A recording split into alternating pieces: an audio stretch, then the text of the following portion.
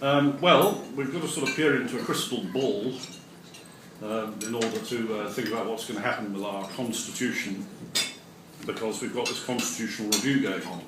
Now, there are various legs to it, so if I would just very briefly explain. I've been told we've got 20 minutes in total, but I don't want to witter about things you don't want to listen to, so if anybody has any burning issues, do stick your hand up and ask for clarification of something or about something. But I'll explain the legs of this review. It comes about as part of an agreement between national and Maori parties, and there's a cabinet committee chaired by Bill English and Peter Sharples. There's then a thing called the Constitutional Advisory Committee, which you may have heard of. That's the one with John Burrows and Deborah Coddington and so forth. Their job is not so much to produce a report with specific content of their own, but to listen, gather views and report on what they hear. And they've published a document called The Conversation So Far, which you can download from the website if you want. There's then been, of course, the Electoral Commission report on MMP, which has then, as you know, the government has recently sort of biffed out most proposals for change to MMP, but that might reappear. And there's also, less noticeably going on, of course, is the amendment to the royal succession that has to be agreed by all 16, by the UK and the other 15 dominions, which then that bill is going through Parliament at the moment. And the significance of that, I think, is not so much in the specific content about gender-neutral succession, although it's interesting to think about what might have happened in 1901 if that rule had been enforced then.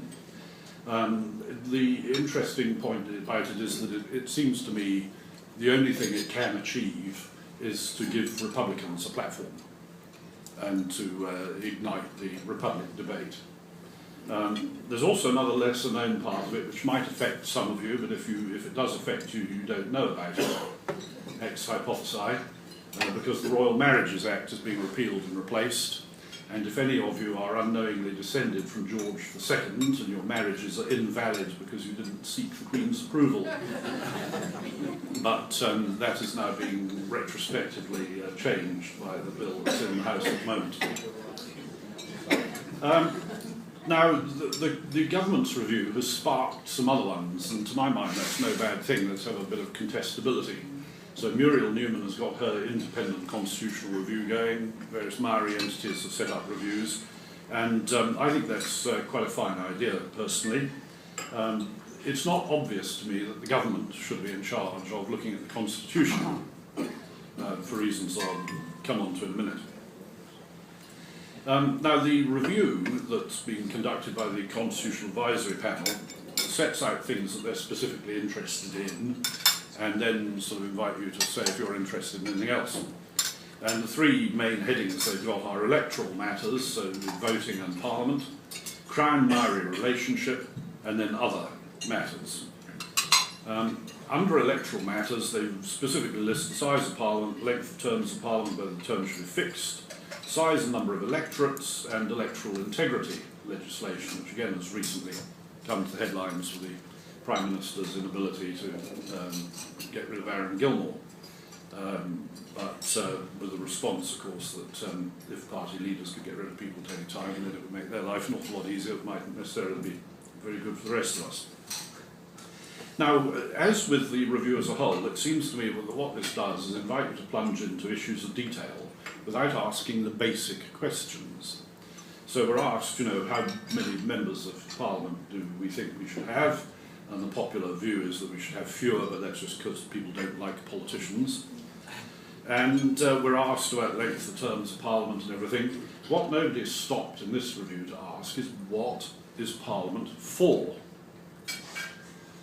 And if you ask that question, it seems to me that Parliament has two quite different roles which potentially conflict, and I think they do conflict. One is passing legislation, and the other is being the source of and supervisor of government. And these two roles, it seems to me, completely conflict, because the second one means that all members of Parliament are sucked into the daily business of government. And government is always much more exciting than passing abstract laws, and there is always a reason for departing from principle. And that this is the problem, I think, is shown by the fact that the US Congress suffers from all the problems that we used to complain about New Zealand Parliament suffering from, that MMP was supposed to cure. Yet, in America, members of the executive are not allowed to be members of the legislature, the Congress. But the fact is, the Congress is heavily involved in the daily business of government because it supervises the government. So Hayek's suggestion, which nobody has taken up so far in this review, is that there should actually be two completely separate assemblies. You'd have one that looks much like the current House of Representatives, from which the government emerges and which is in the business of supervising government. And you'd have a separate assembly altogether, which passed laws of general application. You have no overlap in membership between the two. And you'd probably elect that one by first past the post, because you're electing people that you regard as trustworthy and so forth. And this would mean that the lawmaking function was not polluted by the daily business of government. But I don't think that proposal will be coming up soon. Then there's the Crown-Maori relationship, and this seems to me to be one of the most problematic aspects of the whole thing. The first question it seems to me we should be asking is there a problem? Because otherwise what we're doing is producing loads of solutions in search of a problem, which is not unusual in politics. And if there is a problem, then there may be quite different views about what the problem is and how to deal with it. And in particular, I think that the discussion of Maori representation in Parliament, or even more radical options, is going to have the effect of raising expectations in some areas, expectations which are almost certainly going to be disappointed. And all that can do is create tension and division.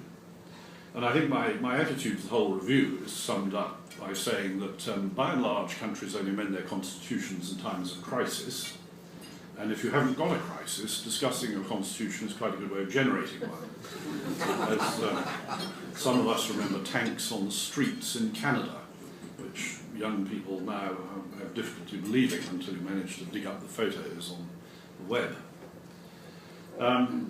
And other constitutional matters, one of which, whether New Zealand should have a written constitution. I'm not sure what other country we could be discussing, but whether we should have a written constitution. Now, I've already been asked this question, why don't we have a written constitution, or do we have a written constitution? It's often said that we, and the UK and perhaps Israel, don't have a written constitution. It seems to me that there is not a clear-cut distinction between having a written constitution and not having one, because whatever your constitutional arrangements, they're bound to be drawn from a range of sources. The US Constitution is a few pages that you'll find at the back of any American textbook on politics. The Indian Constitution runs to several volumes. So it's obvious that the Indian Constitution contains a load of stuff that's not in the US Constitution, or not in the document headed the US Constitution. But if you study the US Constitution, you'll find yourself having to study a load of stuff other than what is written in that document called the US Constitution.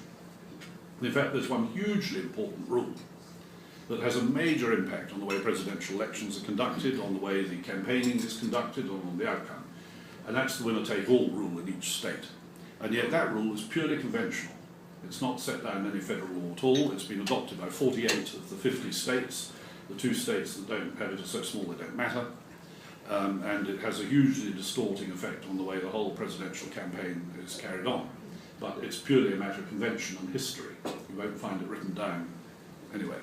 So the extent to which a country's constitution is written is a matter of degree. And the extent to which it's consolidated in one document is a matter of degree. There are not clear-cut categories of written and unwritten constitution. Our constitution is scattered about in a lot of areas. Obviously there's the Constitution Act of 1986. The New Zealand Parliament is now in the same sort of state. Well, actually this depends whether they're English or Scots. The New Zealand Parliament is in the state the English believe that the UK Parliament is in, which it has no founding document and is all powerful. The reason for that is that we repealed the Constitution Act of 1856, which created the New Zealand Parliament. Scots people take a different view, and this is not entirely relevant to the Treaty of Waitangi debate, I suppose.